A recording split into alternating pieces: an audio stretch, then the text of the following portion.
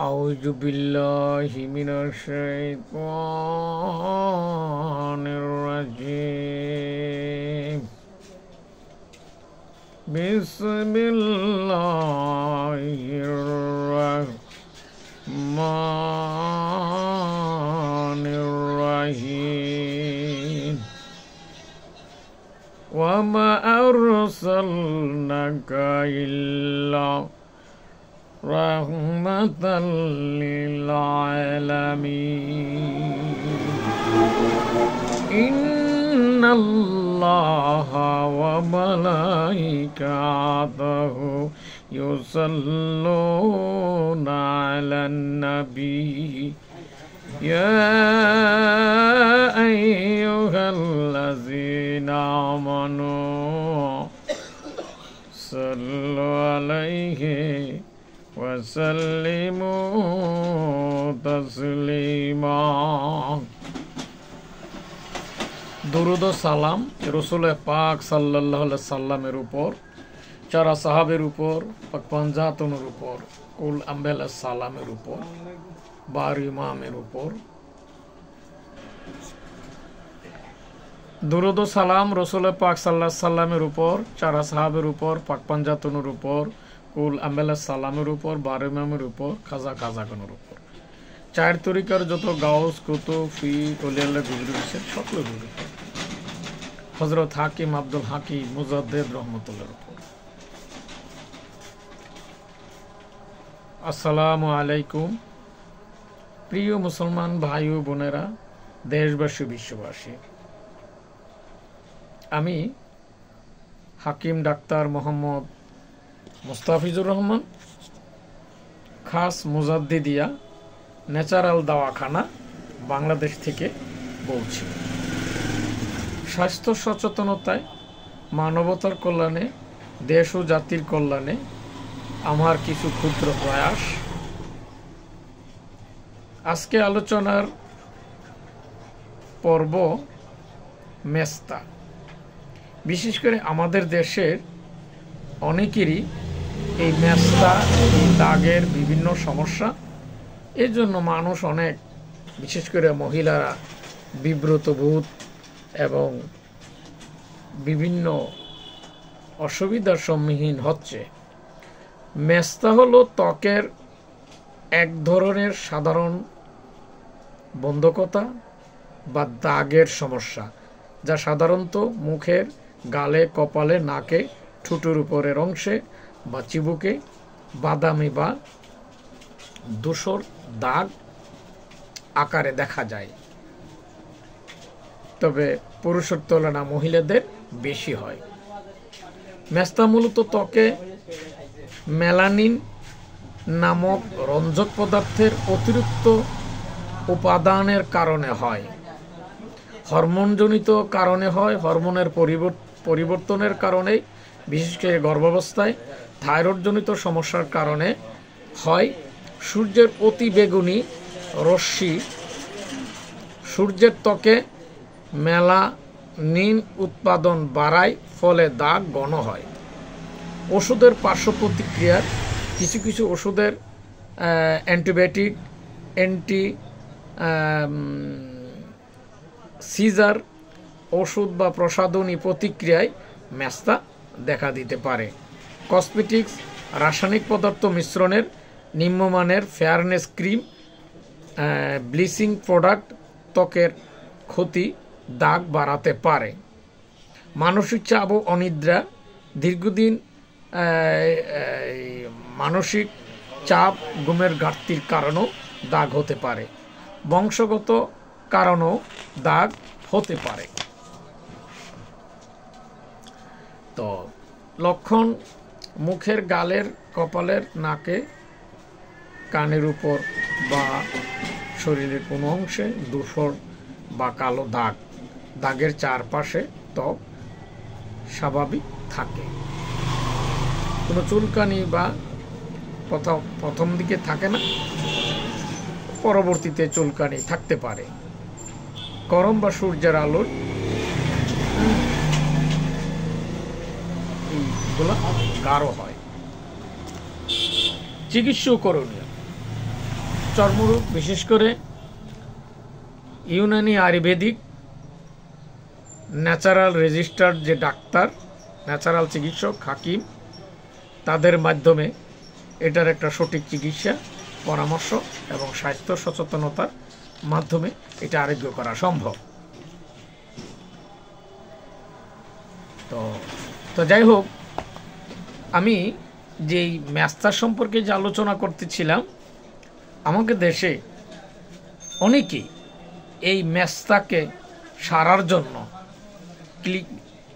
চেহারাকে ফর্সা করার জন্য উপর্যুপরি ম্যাস্তা ক্রিম, ফেসবুক, ইউটিউব এবং বিভিন্ন প্রতারণামূলক বিজ্ঞাপনের মাধ্যমে এই সমস্ত বিভিন্ন কেমিক্যাল, রাসায়নিক উপাদান ব্যবহারের মাধ্যমে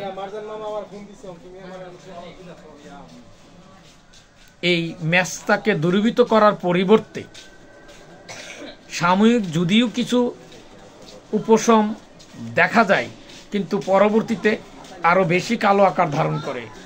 এই সমস্ত রাসায়নিক কেমিক্যাল জাতীয় এই ত্বকে ব্যবহারের কারণে এই জটিলতা দিন দিন বেড়ে যাচ্ছে এবং অন্যান্য আরও বিভিন্ন রোগের উপদ্রব হচ্ছে।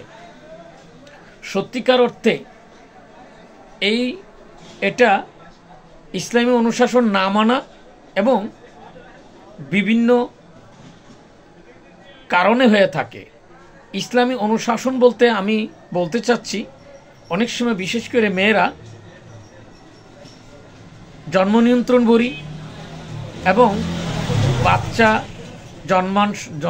সন্তান জন্ম দিতে চায় নাই, খাওয়ানোর অভাবে, খাওয়ানোর দুশ্চিন্তায় অধিক সন্তান নিতে নারাজ। এই অধিক সন্তান নিতে নারাজ হওয়ার কারণে নিজের দেহের উপর বিভিন্ন রকমের অপচিকিৎসা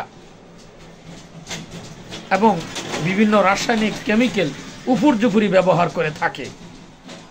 তা ভাবে নাই কোনোদিন নিজেকে সুরক্ষিত রাখার জন্য, নিজেকে একটি সন্তানই যথেষ্ট বা দুইটি সন্তানই যথেষ্ট, এই ধরনের স্লোগানকে সামনে রেখে ইসলামী অনুশাসনকে পূর্ণ পরিপন্থী, যা শরীরের জন্য, মানসিকের জন্য এক ভয়াবহ রূপ আকার ধারণ করা ভবিষ্যতে করতে পারে বা করে। তো বিশেষ করে তো এই ধরনের ম্যাস্তার রোগের জন্য যেটা বিশেষ প্রয়োজন, এই প্রয়োজনীয়তার মধ্যে পরিষ্কার পরিচ্ছন্ন থাকা, অধিক রৌদ্রে 10টা থেকে বিকাল 4টা পর্যন্ত রৌদ্রে না যাওয়া, বিশেষ করে মানসিক চাপ এগুলা কমানো এবং সঠিক নিদ্রা, অন্তত সঠিক উপযুক্ত সময় নিদ্রা যাওয়া,